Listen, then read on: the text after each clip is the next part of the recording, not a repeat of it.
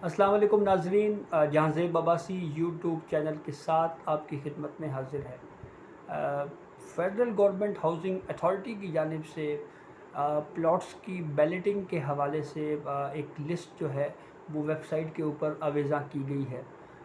इस लिस्ट में बुनियादी तौर के ऊपर 1600 से ज़ायद अफराद हैं जिनके नाम दर्ज हैं, और उनके बारे में बताया गया है कि बैलेटिंग के ज़रिए इन अफराद को जो है वो एक कनाल के प्लॉट्स जो है वो दिए गए हैं। ये इस्लामाबाद का सेक्टर F14 और F15 बनता है।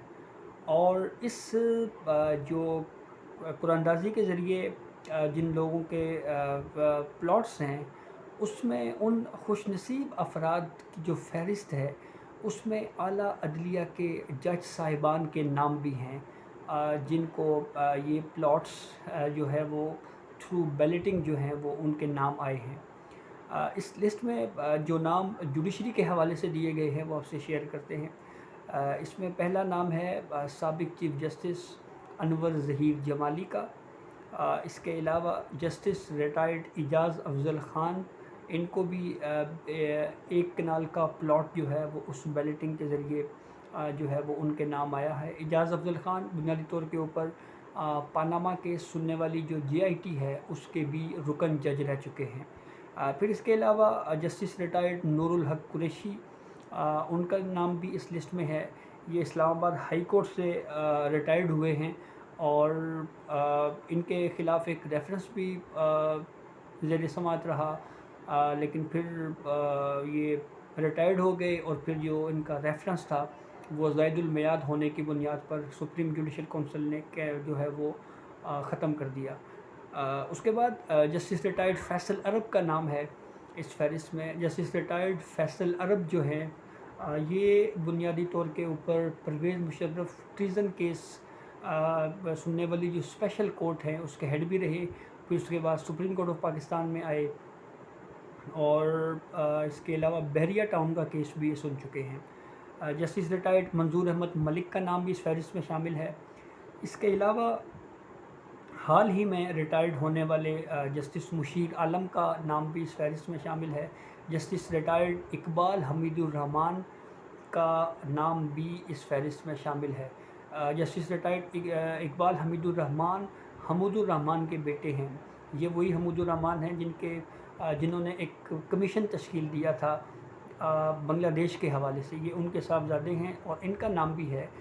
जस्टिस रिटायर्ड इकबाल हमीदुर रहमान का एक बैकग्राउंड ये भी है कि इस्लामाबाद हाई कोर्ट में गैर कानूनी अपॉइंटमेंट्स के मामले के ऊपर इनका नाम आया था, और फिर सुप्रीम जुडिशल काउंसिल में जब इनके ख़िलाफ़ रेफरेंस गया तो ये खुद सुप्रीम कोर्ट ऑफ पाकिस्तान से रिज़ाइन दे के घर चले गए थे। इसके अलावा प्लॉट्स हासिल करने वाले जो खुशनसीब जज साहिबान हैं उनमें जस्टिस मकबूल बाकिर का नाम भी है, जस्टिस काजी मोहम्मद अमीन का नाम भी है। इसके अलावा जस्टिस मज़हर आलम मियाँ खेल का नाम भी है, जस्टिस सरदार तारिक मसूद का नाम भी है, जस्टिस इजाज़ुल एहसन और जस्टिस रिटायर्ड खिलजी आरिफ हुसैन का नाम भी इस फहरिस्त में शामिल है। ये तो हो गए वो जज साहिबान जिनके प्लॉट्स जो है वो इस फहरिस्त में शामिल हैं। लेकिन पाकिस्तान की जुडिशरी में कुछ ऐसे जज साहिबान भी गुज़रे हैं जिन्होंने प्लॉट्स लेने से इनकार किया। इनमें पहले नंबर पे साबिक चीफ जस्टिस जवाद ख्वाजा का नाम आता है, जो तकरीबन 23 या 24 दिन तक मुल्क के चीफ जस्टिस ऑफ पाकिस्तान रहे। उनको हुकूमत की जानिब से प्लॉट की ऑफ़र दी गई जो उन्होंने ठुकराई और प्लॉट लेने से इनकार किया। दूसरे जज मुस्तकबिल के चीफ जस्टिस जस्टिस काजी फ़ाइज़ ईसा हैं। जस्टिस काजी फ़ाइज़ ईसा को 2 मरतबा प्लॉट देने की हुकूमत की तरफ से ऑफ़र की गई, और दोनों मरतबा उन्होंने ये प्लॉट लेने से इनकार किया। पहली मरतबा जस्टिस काजी फ़ाइज़ ईसा को हुकूमत की तरफ से प्लॉट लेने की ऑफ़र उस वक्त की गई जब वो बलूचिस्तान हाई कोर्ट के चीफ जस्टिस थे। उन्होंने उस वक्त प्लॉट लेने से इनकार किया। फिर उसके बाद जब वो सुप्रीम कोर्ट ऑफ पाकिस्तान में बतौर जज आए तो एक मरतबा फिर उनको प्लॉट देने की ऑफ़र की गई, लेकिन दूसरी मरतबा भी उन्होंने ये प्लॉट लेने से जो हुकूमती ऑफ़र थी इसको ठुकरा दिया, और ये कहा कि वो ये प्लॉट जो है वो नहीं लेंगे। دلچسپ بات اس میں ایک اور بھی ہے، اور وہ یہ ہے کہ ایک سپریم کورٹ میں ایک کیس زیر سماعت رہا، اور وہ تھا federal government employees housing society کا کیس۔ اس کیس میں جسٹس قاضی فائز عیسیٰ نے ایک اختلافی نوٹ تحریر کیا تھا، اور اس اختلافی نوٹ کے چند نکات جو ہے وہ میں آپ کے سامنے رکھتا ہوں۔ اس اختلافی نوٹ میں جسٹس قاضی فائز عیسیٰ نے معافی چاہتا ہوں، یہ بیسکلی اضافی نوٹ تھا۔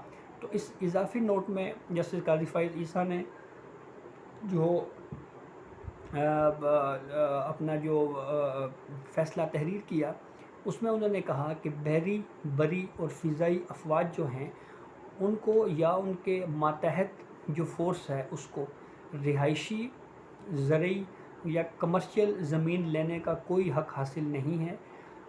اس کے بعد انہوں نے اس اضافی نوٹ میں ایک بیک گراؤنڈ لکھا اور یہ کہا کہ ماضی میں ایک آرمی چیف ہوا کرتے تھے جن کا نام جنرل گریسی تھا، تو ان سے جب ایوب خان نے پلاٹ مانگا بطور جونیئر فوجی افسر، ایوب خان نے جب پلاٹ مانگا تو جنرل گریسی نے انہیں پلاٹ دینے سے انکار کر دیا تھا۔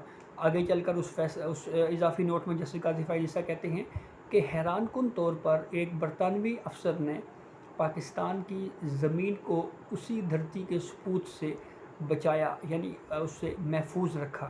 جسٹس قاضی فائز عیسیٰ نے اس اضافی نوٹ میں یہ کہا تھا کہ ملک کا آئین اور قانون کسی جج یا فوج کو یہ حق نہیں دیتا کہ وہ سرکاری پلاٹ لیں۔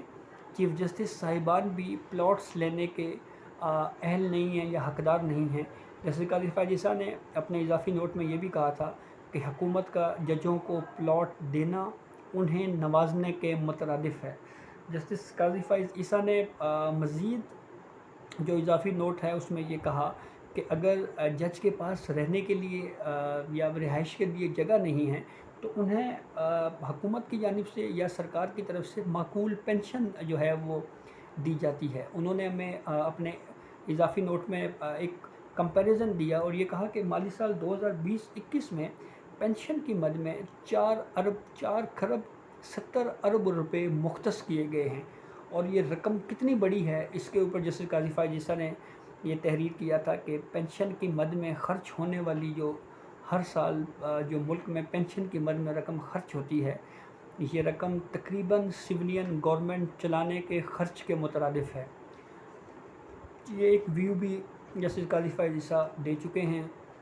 2 مرتبہ ان کو پلاٹ دینے کی آفر کی گئی، انہوں نے انکار کیا، اور اب یہ ایک فہرست جاری کی گئی ہے جس میں سپریم کورٹ آف پاکستان کے ریٹائرڈ ججز بھی ہیں، ہائی کورٹس کے ججز بھی ہیں، جن کو یہ آفر دی گئی ہے کہ بیسکلی یہ بیلٹنگ کے ذریعے ان کے نام آئے ہیں کہ آپ پلاٹ لینے کے اہل ہیں۔ یہ 1 کنال کا پلاٹ ہے جس کے بارے میں کہا گیا ہے کہ یہ تھرو بیلٹنگ جو ہے وہ آپ کے نام آئے ہیں۔